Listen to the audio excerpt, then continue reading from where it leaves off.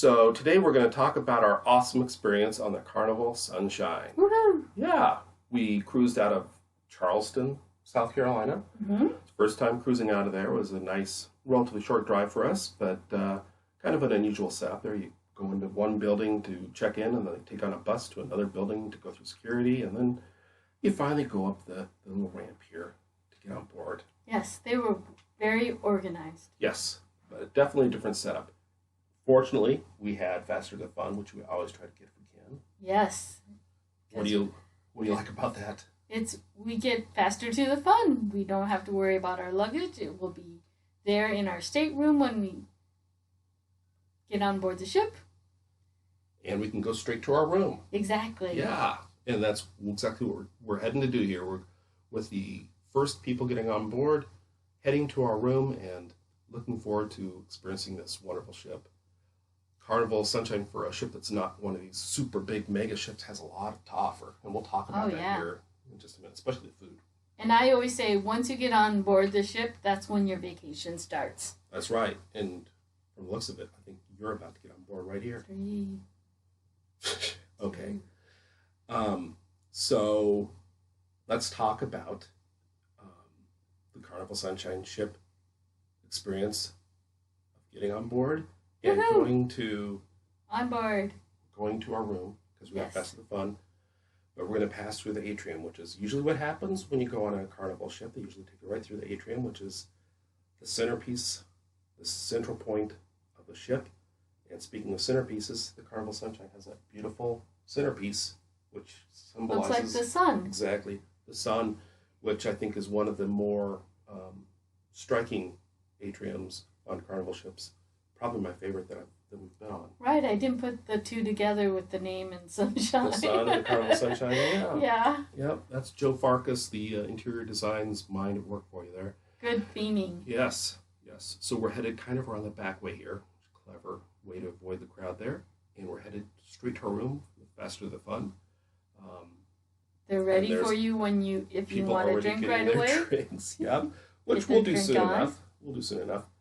And plenty of crew waiting to help you with any of your questions, waiting for you, and Joy is already dancing. Woohoo! I'm so excited being on board the ship and vacation starting. Yeah, that's exciting. And we're going straight to our room, and then we'll head to the Lido deck. We always go to the Lido deck. Not necessarily because we're going to go in the pool right away, or we're going to go get out in the sun. We want to head to where? Guy's Burger Joint. That's right.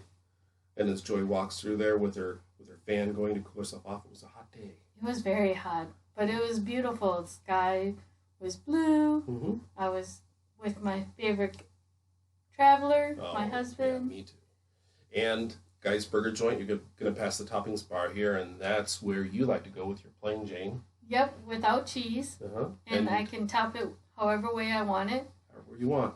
I usually use the menu. They have like half a dozen or so options there. And we have another video that you can watch. It tells you all about all the different options they have and gives you more details about Guy's Burger Joint. If you haven't experienced it, we recommend it. And they're so friendly and very helpful. Yep, and they've got delicious fries too, right? Oh, they do.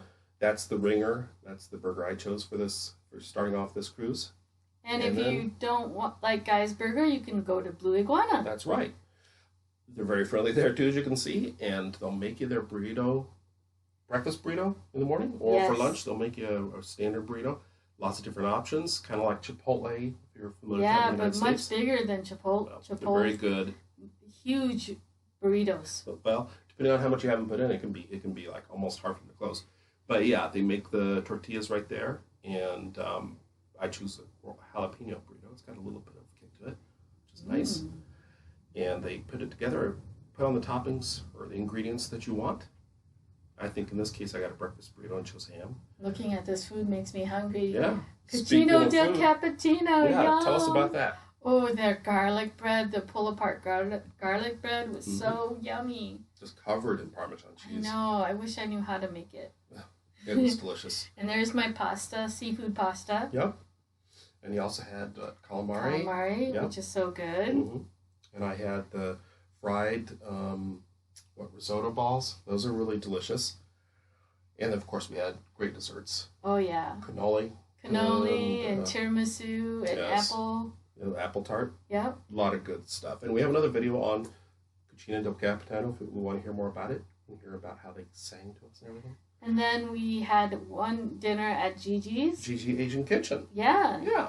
And they had chicken chow fun, was it? No. It was now I'm not going to remember. Peking chicken. Kung Pao chicken. Right. And noodles. Pad Thai chicken, wasn't it? I don't remember. And the desserts were really good. That's what I liked the pork best. belly. Yep. Mm-hmm. And another night we went to the Fahrenheit 555 Steakhouse. Yes. And Carnival Steakhouses have always been good for us. Yep, I like the lobster tail. I know. You'd like to get that. I go for the steak. I got the cowboy steak. Very tender. Oh, so... medium rare is my choice. It looks so good. They do a good job with it. I always steal your tomato. Yeah, well, that's fine. As long as I get the steak, I'm good. Yep. So... there's my lobster. Yep. Good stuff. So good. And the bone marrow. They have a lot of interesting... multi-course meal. And then we went to, on another day, for lunch. I think so. Bonsai sushi. Oh, the sushi was so good. It's like a hidden gem. Mm-hmm. Yeah, I don't think a lot of people know about bonsai sushi. It's a la carte. So you pay for whatever you choose to order. We got some appetizers, some sushi. It was really good. And they stay open until midnight. So... other food options, the standard buffet. Of course, they've got the main dining room. And in the buffet area, the marketplace. And they have such a wide pizza and deli.